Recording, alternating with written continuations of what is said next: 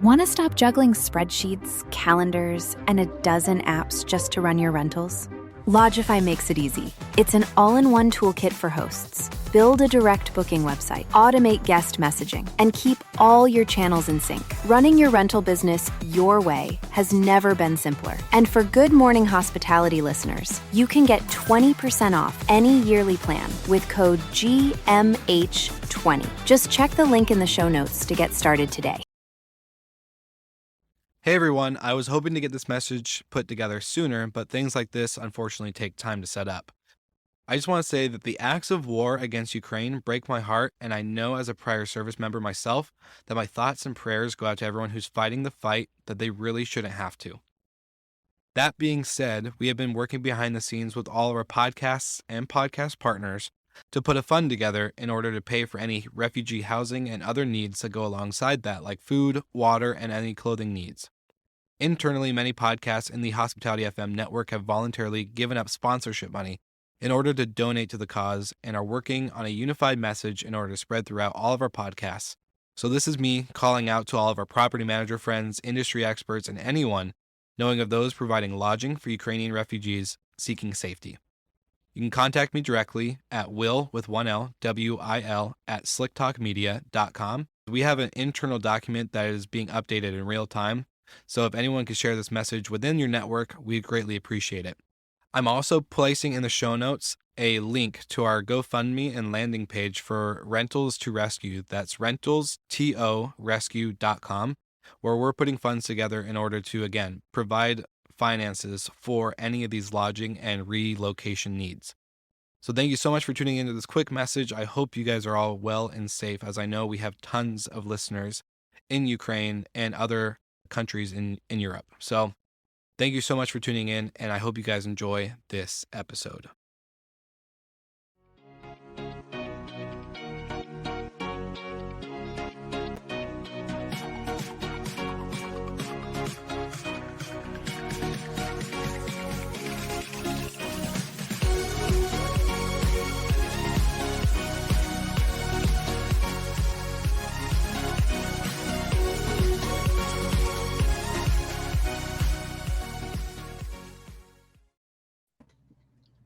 Good morning.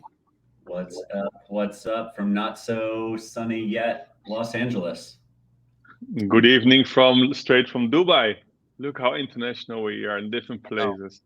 Now back in Denver. Was in Miami for a good week, which was great, but back to the cold. Here we are. So it's been a good week. We had a lot of interesting things happen. Woke up one morning and 12 of our NFTs sold, so that was pretty cool. And then we're just big and famous and just raking in the dough now as Ethereum keeps going up in price. I mean, down in price maybe. Yeah. Either way. But just realize that people are just paying to get a picture of us, right? Or illustration of us. That's, I don't know. It's amazing opportunity. We're very good looking, so it makes sense. I would expect more people to buy. I was a little shocked that only 12. It's just kind of a big deal. But well, if I recommend people buy it now because the Ethereum went down. So if people are smart, just buy it now. Buy the drop. Soon it'll go up. Yeah. So anything exciting going on other than Michael? Where are you at today? You're at a conference going on. Yeah, Los Angeles, a hotel investment conference called Alice. So it kicks off in a few hours. It's still rather early over here, but looking forward to it. Right on. It's a little early for what? Are you normally in Eastern time or Central? Central. Okay. Well, it's only 2 hours, so you'll be fine. It's like having a newborn baby. You just wake up early, out of your control that you don't have. So, yeah. How do you know, Bill? Come on, you're the only one without kids. Hey, I got 11 nieces and nephews. I raised those, mother effort. All good. Okay, so before we get too distracted and off track, we have a couple exciting things. So we do have sub-sponsors from the NFT purchase, and then we are dropping a new one. But then we also have a couple segments to hit for What's With the Noise, as well as Startup of the Week. And so if we're ready, I think we'll go with the Startup of the Week. We'll have Michael Golden close us out with What's With the Noise, and then bring on our guest today because we're going to go into investing after a post Airbnb IPO as the topic. So it's going to be really good. You guys ready? Yep. Okay, here we go.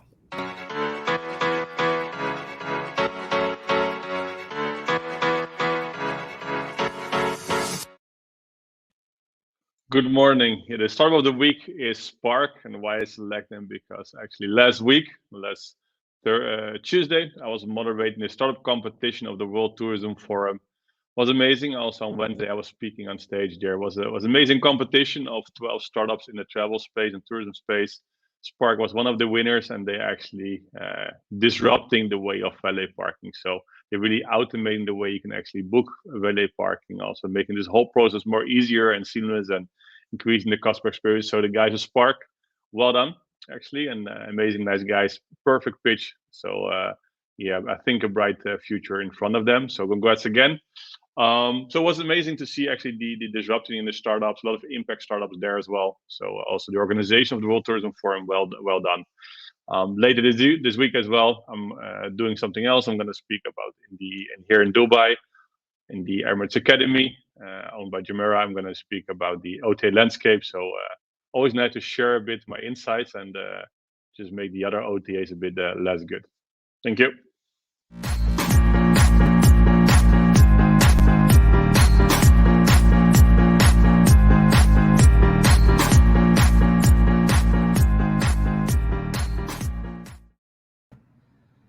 So this past week, we saw our second short-term rental operator IPO in the past 60 days. So this is a really good sign for the short-term rental folks looking and trying to figure out how to get an exit. There's a couple of proof points that you can follow, and hopefully the market can rebound. It's been a tough week for everybody, but congrats to Sonder and Picasa as well. But Sonder's IPO debuted last week, and it's held pretty steady. Yeah, it's interesting to see how many more are going to pop up, or at least work towards that direction of IPO. Yeah, it plays perfectly into the topic of today because Airbnb led the way of IPOing about 13 months ago. And since then, there's just been an absolute enormous flood of capital into short-term rentals, especially travel more broadly, but short-term rentals in particular. Sure. And there's a number of raises that are not yet public that are pretty massive that'll be out soon. So I will welcome Justin today. Justin. I do have to say, actually, we'll let you introduce Justin, and then we do have to get to a quick sponsor message before we bring on our awesome guest. But go ahead, you can do the introduction. Let's just cut to it. Cut to it. Okay. We'll hit the sponsor first, then we'll welcome Justin. All right. Meet Breezeway, the leading platform for property care and cleaning operations. Built to coordinate, communicate, and verify all the work done at each property so you can deliver a better experience to guests and owners. Breezeway syncs your property data and reservations into one user-friendly dashboard, taking the guesswork out of scheduling jobs to the right person at the right time. Teams in the field use mobile checklists to get their work done, letting you monitor issues and progress in real time, giving you confidence that every job is done right and every property is clean, well-maintained, and ready. Smart tools to make complex work much easier. Best of all, Breezeway integrates with dozens of PMS systems and IoT devices, so you can optimize your property service programs without switching the systems you already use. Nice. Breezeway has an entire messaging platform too, for texting automated service updates, communicating with guests and residents, and offering additional services like extended stays. Delivering quality property care and service is challenging. Breezeway has you covered each step of the way with tools like detailed owner reporting, safety inspections, and inventory tracking. You'll drive more service revenue, save thousands on operation costs, and boost client satisfaction. It's time to power your property care with Breezeway. Go to breezeway.io to learn more.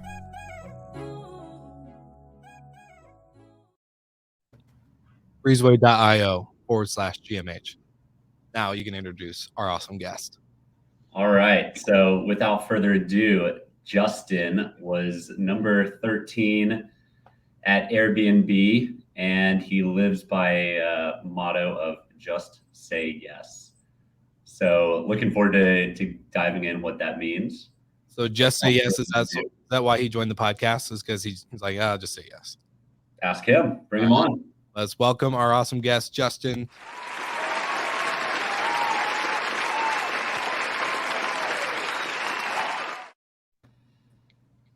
Welcome, Justin. How are you doing today?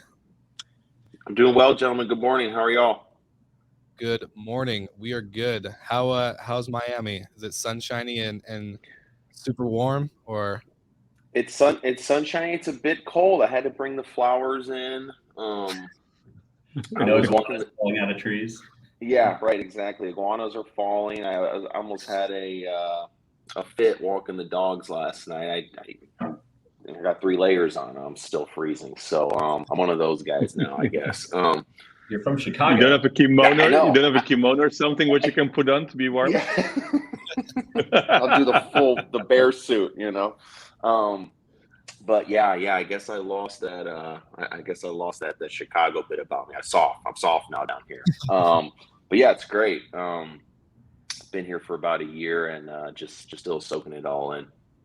I love it. Well, thank you for joining us on the show. It's a rare opportunity to get employee number 13 at Airbnb to get to join us. That now that you're so big, compared to where we are with Good Morning Hospitality. So it's a great honor to have you on.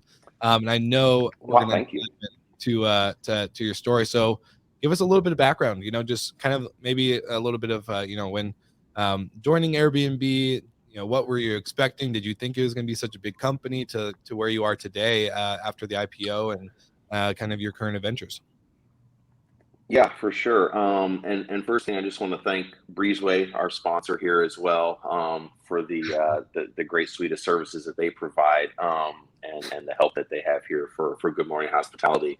So my story without droning on too much. It was really one of those sort of, by chance things, right? Where a friend of a friend had this opportunity for this crazy company that was, letting strangers rent other strangers' homes,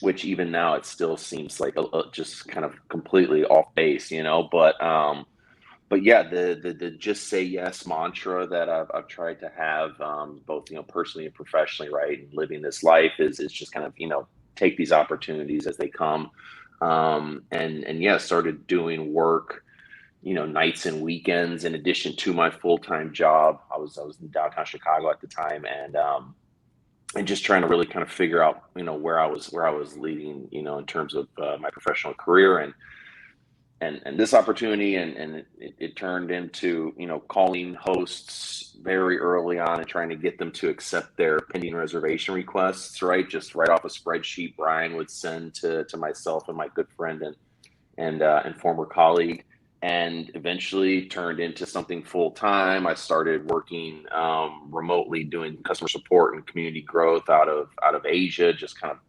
globetrotting around the world, kind of living that dream, right? And eventually led a lot of things there at Airbnb, stayed around 10 years or so, until we eventually cracked the bottle on the hole and saw it go to IPO after a crazy 6 to 12 months prior with COVID, right, where it was one of these things. And we're seeing now with Vacasa and Sonder in their IPOs, relatively successful. At least they got them out the door, but at a point it was almost unsure if Airbnb was going to even survive COVID, and we had to do quite a bit of things in terms of workforce and taking some hard loans from some private equity banker types, right, just to keep the lights on. Yeah. But Brian, again, all credit to him and the executive team for kind of just leading us out of the dark and to where we are now. Awesome. Well, we want to get into some of the good stories, Justin. What's a story about Brian that your average person doesn't know? So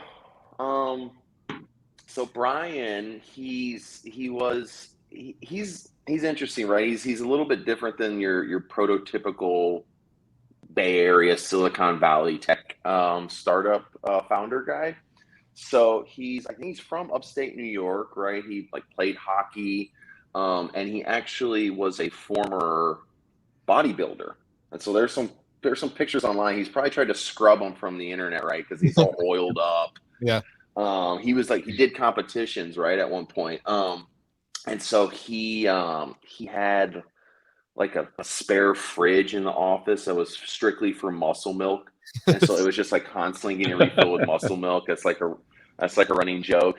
And he would actually, in his pursuit of protein, and I don't know, this is like the funny story, and it sort of became one of these things that's been passed down, but that he would actually keep a pocket steak is what it was called, so that throughout the day, in between meals, right, he would have like this, in plastic. It wasn't just like grease dripping into his pants. He would have a steak with him throughout the day to just sort of munch like a Snickers bar or something when he felt like his levels were getting too low. So his physique, not enough protein in the system. Yeah, exactly. He needs more protein. But yeah, he's maintained that. I don't think he's doing the professional weightlifting still on the competition circuit. Obviously he's got a lot of time in the office, but he's still a strong dude, a very strong skater as well. So you see some of the pictures on the press releases, especially now that he's going to be traveling in Airbnbs for 2 weeks at a time and working remote and doing all this stuff. Like, he still looks pretty jacked. Like, he's got some, like, he's wearing those tight shirts where he looks pretty ripped. So it's like, all right, Brian, I see you coming in clutch. Exactly. It's crazy. Exactly. What do you think is one of the most important things that actually of the success of Airbnb? Some people say, okay, it was the Greg list, and they saw this huge growth when they started posting there. What do you think was in the early stage actually what made the big difference in the success of Airbnb? Yeah, I think early on it was, in any successful company, especially to the level of success that Airbnb was able to achieve, it really does require strong leadership, right? And you hear that, and it's sort of just becomes a mantra, right? It's hard to pinpoint exactly what that is, but seeing Brian and going to kind of working back from the COVID time, right, where everything that he had built, and Brian and Joe as well, and everything that they had built had a chance of crashing down, but he refused. He maintained the vision.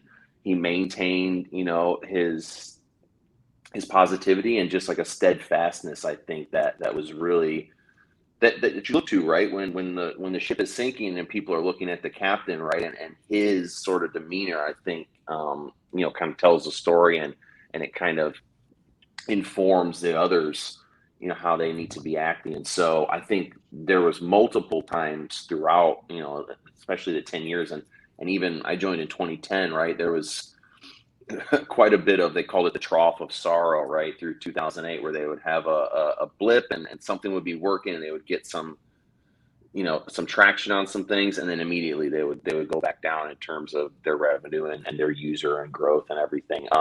So just the ability to, and I think it almost kind of comes from his, the upstate New York upbringing, right? He's just got this sort of bullheaded mentality that oftentimes I would question too, right? I'm working on things, and he would have some proclamations, and I was on the short-term rental, sort of vacation rental team as well, and there was a lot of back and forth whether we wanted to work with professionals, right, at Airbnb, and eventually we sort of kind of blazed this path that allowed the company to continue to grow, continue to hire, continue to find more sort of verticals throughout. Not only people staying in strangers' homes in urban markets, but also in vacation rental towns off the beaten path, and everything that has actually served us very well in a post-COVID world too. But you do some investments, right, Justin? So then you're looking also focusing on the founding team, I think is one of the most important ingredients for being successful. While you're doing some investments, do you particularly look at the space, or do you looking really at the founding team? Or what is for you always important if you do an investment now? Yeah, so for me, and I'm early in my investing career as well, so I'm still learning in terms of what makes a great company, and I haven't had any exits yet apart from Airbnb, I guess, in my portfolio. But again, early on, I heard that um, was a good one though, right? Like, that worked out well. That was a good use of my time, I suppose, for 10 years. I could have been putzing around on a lot of other stuff. But for me, the founding team, yes, extremely important, right? Um, and and I mean that's you hear that a lot, right?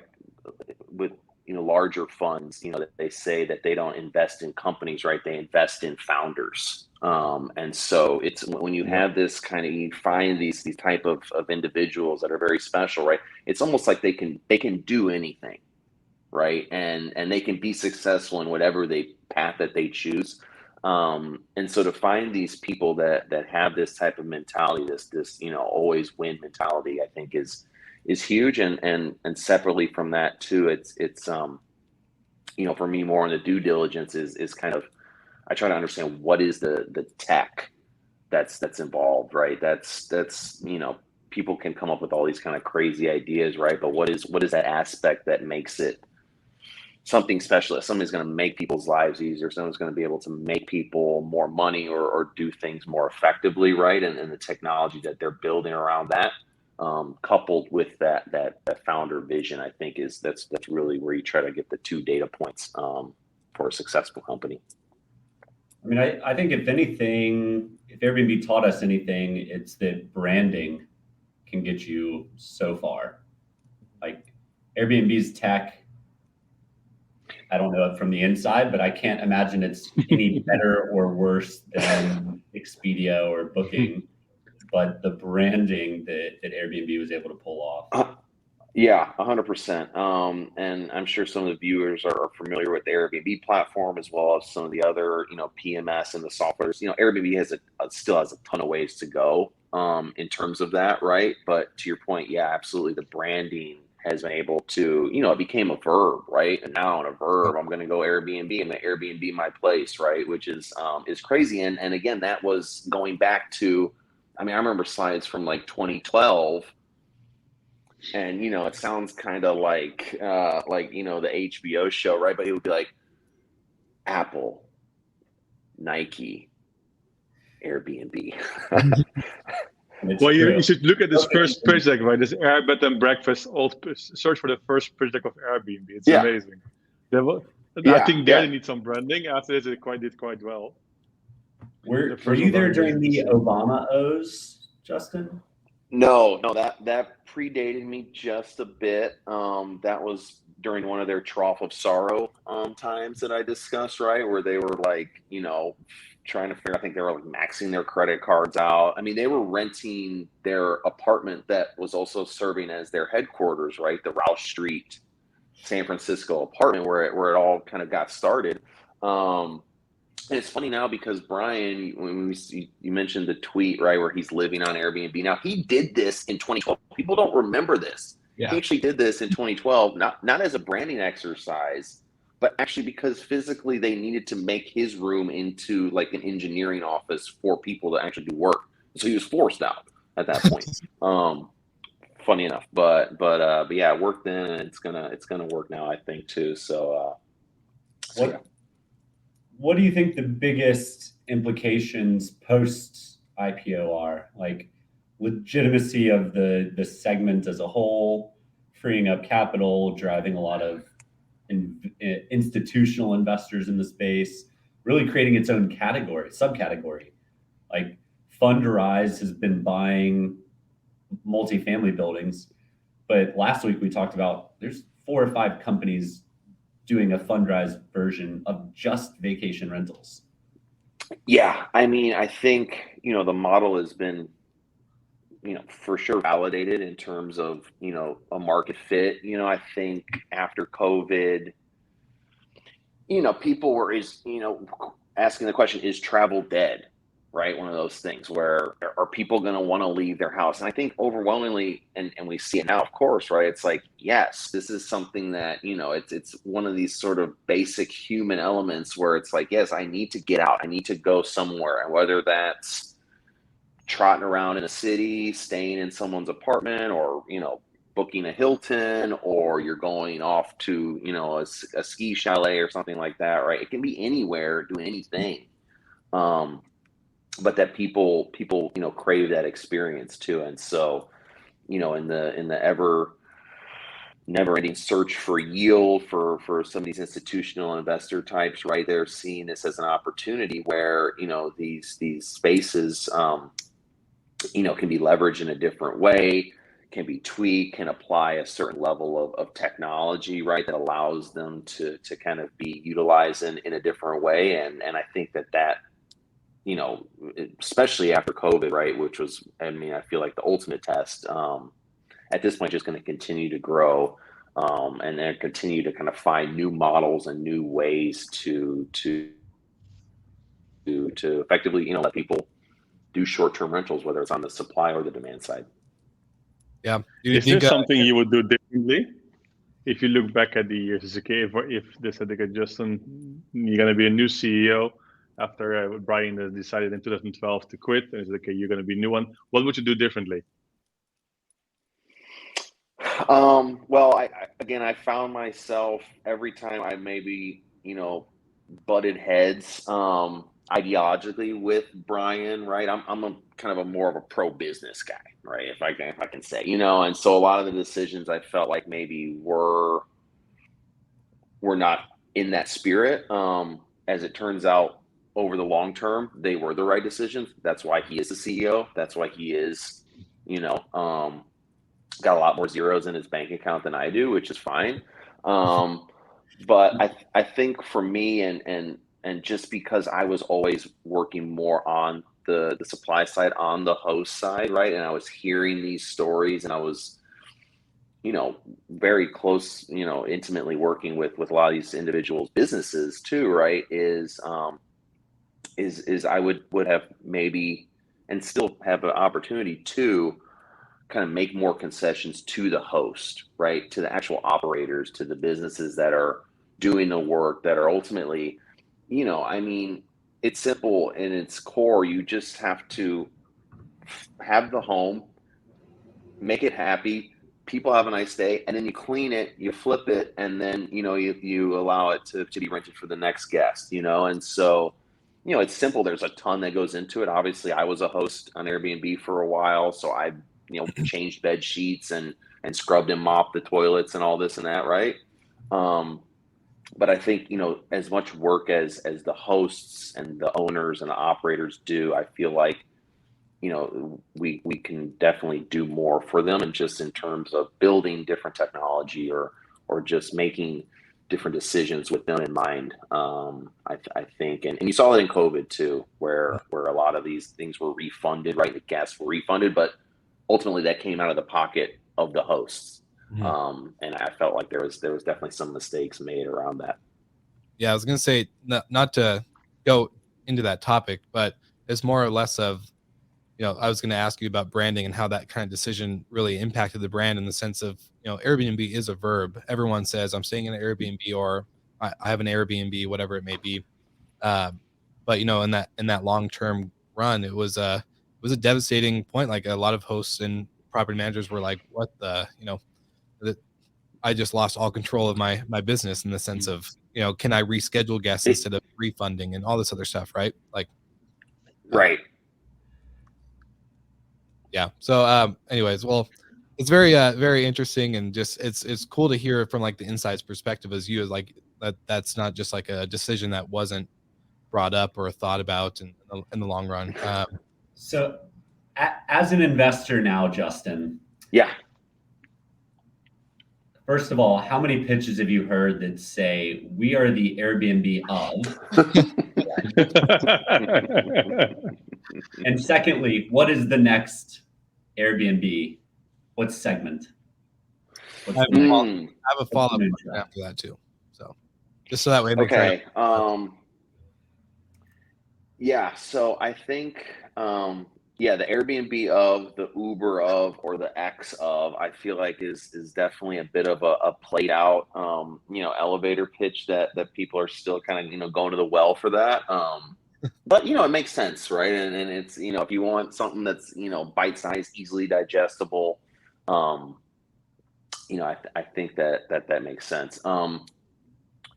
In terms of, I mean, there's a lot going on. I'm not the most technically savvy, but I feel like, and not to use a buzzword, please forgive me, but this idea of the metaverse, right? Um, what does that mean? I still don't really know. You should But have what does watched that our show 2 weeks ago. We had a guy come crap? on, Luca, come and explain it all to us. All right, I'll plug that in next. But how does that affect travel, Yeah. right? And is it going to be one of those things that ultimately, is like the travel killer, where people are just going to strap on the Oculus and from there they can go to Venice and they can go to South America and they can do. I don't think so. Um, I think that the human experience, again, is one of those things that it's almost impossible to replicate. Mhm. Um, but somehow folding it into the overall experience, right? I think that there's going to be a lot of opportunity to give people, the chance to maybe, take a preview, even something simple like that, right? Like, the Matterport with the cameras, right? Maybe kind of incorporating some of that into your kind of search phase, right? Where you're looking at homes or something like that. Doesn't seem like too far of a gap for me right now. As opposed to like the dystopian, just sitting in the corner of your room, just like, I don't know what you're doing, just like smelling, the forests, and now I'm here, and I don't think that's I thought maybe you were where we're going with headed, like but bath salts or something since you live in Florida. But yes, exactly. Yeah, it's more on brand out here for sure.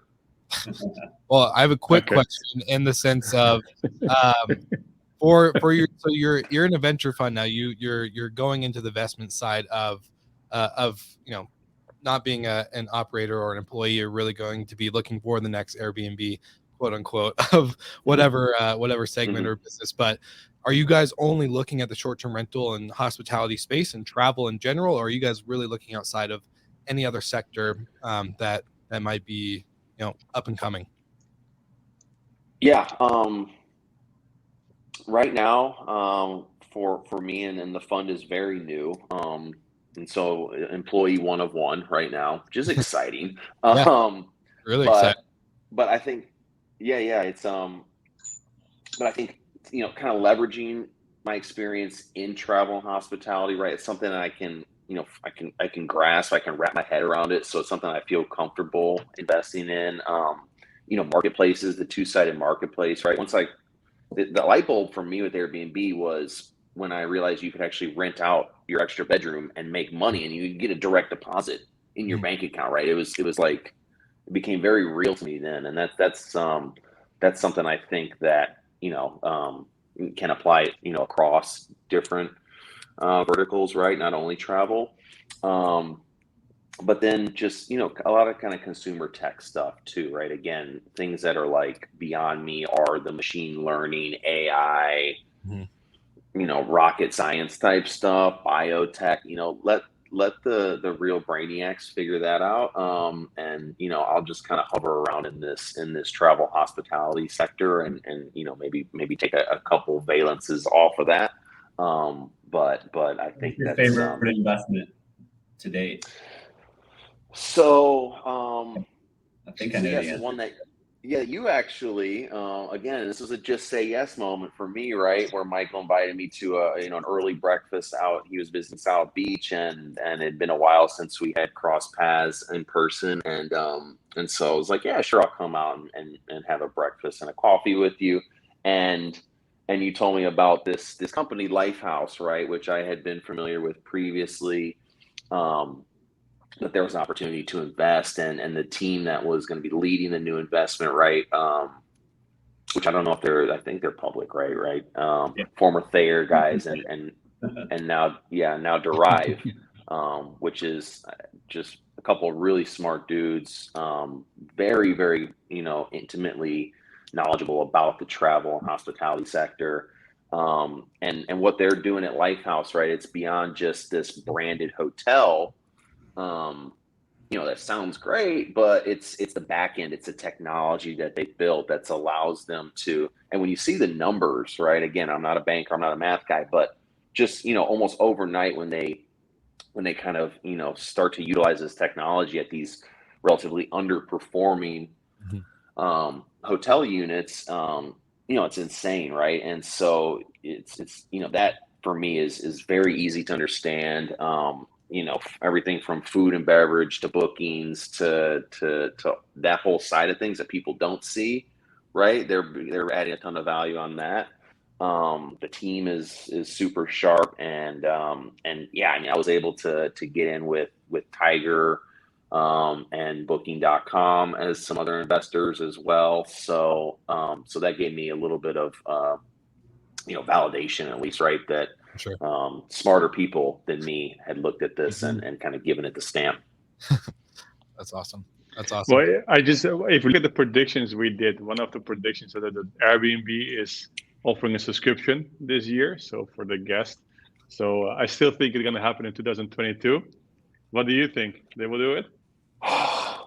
I mean, I think I don't know. I was asking for gift cards, I feel like, for like 5 years before they rolled them out. And it was always like something with legal or something. I'm like, dude, how does all these companies have gift cards in Walgreens and CVS and just on the thing, and Airbnb can't. So we did that.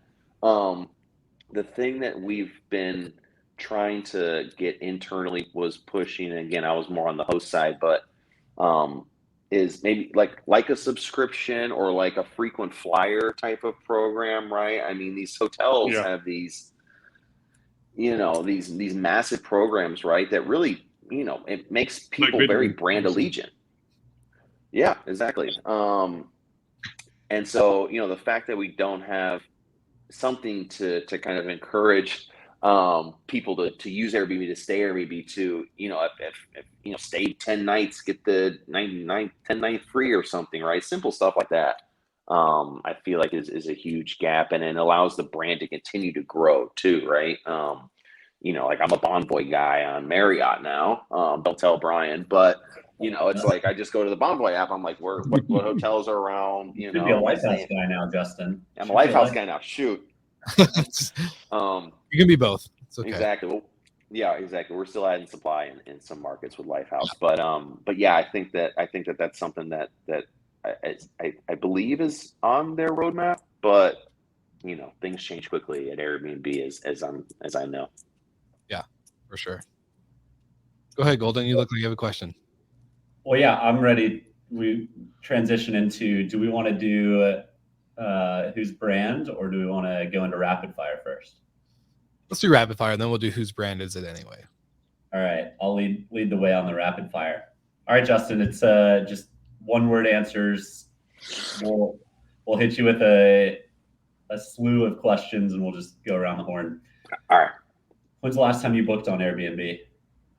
Last time I booked on Airbnb, I was in Dalston in London in November. Lovely little spot up there. Yes, it's local. It's cool, man. It's like, you get to really experience it. I got the local Indonesian coffee down the road.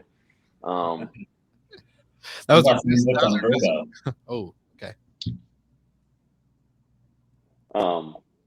Yeah, that was an Airbnb booking, so enjoyed that stay. When's the last time you booked on Verbo? Verbo? I've never booked on Verbo. All right. Cocktail or beer? Oh my God. Well, I'm a seasonal guy, so it depends. If I'm out on the boat, obviously throw me a cold one. If I'm at a dinner or something, they have all these nice cocktails. Maybe I'll try one of those or something like that. I think if I had to pick, beer. Beach or mountain? Beach. All right, my brain's a little slow this morning. Tacos or pizza? Ooh, tacos. Okay. I'm a Texas guy at my core, so I love tacos. More Okay. fun. Miami or San Francisco? Miami, 100%. Castles or design hotels? Oh, castles, you know that. Audi or Porsche? Oh, For God, sure. that's funny. Porsche. I Porsche's like the classic, like all driving car, but I've been poking my head around and looking at some of these used R8s, right? The Audi like supercar. You can get one for like 80 or 90. They're not hard, they're not out of the range, I feel like, I mean, I'm gonna have to ask my parents for some money probably. Take out an expensive loan, but it's got like a Lamborghini motor, which is cool. Yeah. And my fiance drives an Audi as well, so we're kind of like an Audi gang here at home, I would have to say. Podcast or YouTube? Podcast, 100%. I don't even watch YouTube links when people send them. Honestly, I can't. Okay. Awesome. Good answer. Early stage or late stage? What was more fun at Airbnb? Well, early stage was way more fun. Thankfully, I joined after they had secured some funding as well. So we were out of the Trough of Sorrow and we were just kind of running around, very close knit group. Made some lifelong friends there. And someone like me was able to come in and kind of just, run amok, right? And start building teams and launching initiatives and stuff like that too, where, if I'd have tried that, now people might have been like, who are you? Why are you coming in? So I would say early stage, but if you go earlier than that and there's no money in the bank, then it becomes a bit scarier if you're not getting paid. So that's the one caveat. Favorite country you visited? Favorite country? One word, rapid fire. Netherlands. Where? Good answer. Good answer. Big or small wedding? Traditional. Was traditional. Big or small? Oh, wait, what were my choices? Big or a small Big one? or small? I'm going to go middle. How about that? Okay. Good answer. You're a contrarian, aren't you, Justin?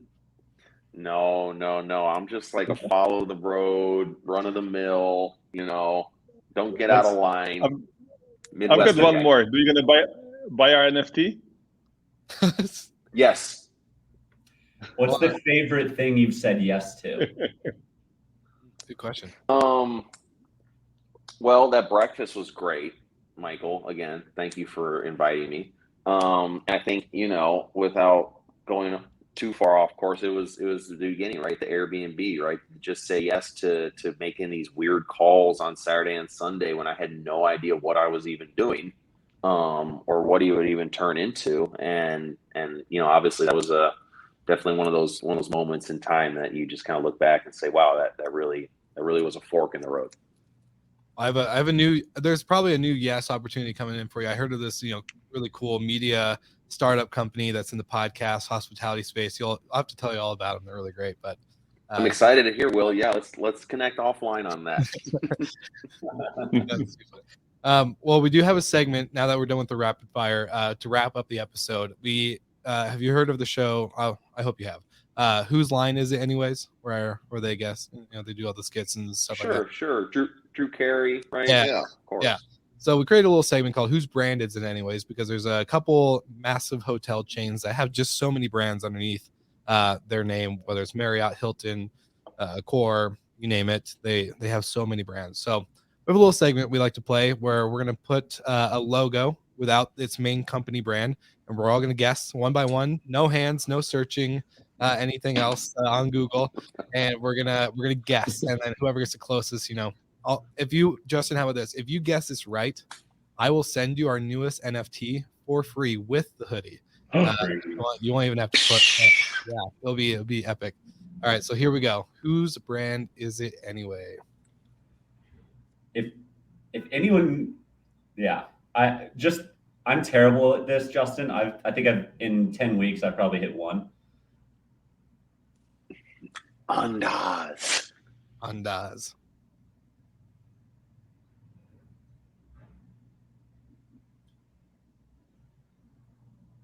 All right. Hilton. That's your guess, Hilton? Ross, your hands. Put your hands up. I hate you. I hate you. Okay. And Golden? I'm going to go with Justin's from Chicago, and so is Hyatt. So I'm going to go with Hyatt. All right. Well, it's about damn time Michael Golden got one right, because that's actually so. Yeah, we'll give him a little bit of a. This is going to be a great week. I just can feel it already. You know, maybe I'll go to the lottery. Perfect. See Well, what happens. Justin, just because you gave it a good shot and you jumped right in, I'll still send you an NFT. We'll get you all hooked up with all the swag. I'll even throw in a coffee mug. You know, give you the perfect. Thank you, Will. The best welcome from Good Morning Hospitality. It's awesome. Well, I would love to give any of our listeners one quick place that they can find you, learn more about who Justin is, maybe more about your venture fund, anything that you want to send them to. What's the number one link you want to give anybody listening today? Yeah, so my email and my website's just justin@inkwell-ventures.com. So there's not much on there, but you know, I'm on there you know, every day, checking my email. If anyone has any opportunities, good deals, allocations, NFTs I can buy, you know, send me the link, spam me, whatever you got. Happy to look at a deck, and you know, I'm just saying yes out here, right? Just say yeah. So A founder's dream. It's awesome. Okay, well, thank you so much, Justin, for joining us all the way from Miami, cold Miami today, and giving us a lot of insight. You covered a lot from Airbnb and your story and your journey, so we appreciate the exclusive features. And you know, Brian should be very thankful that we didn't show the picture of him bodybuilding and all oiled up. We did find it on the back end, but you know, can we create an NFT from it? I think we can. yes. Too good. But thank you so much. And everyone who's watched on the live, thank you for watching in. And then, of course, anyone listening on the audio side, we'll see you all again next week.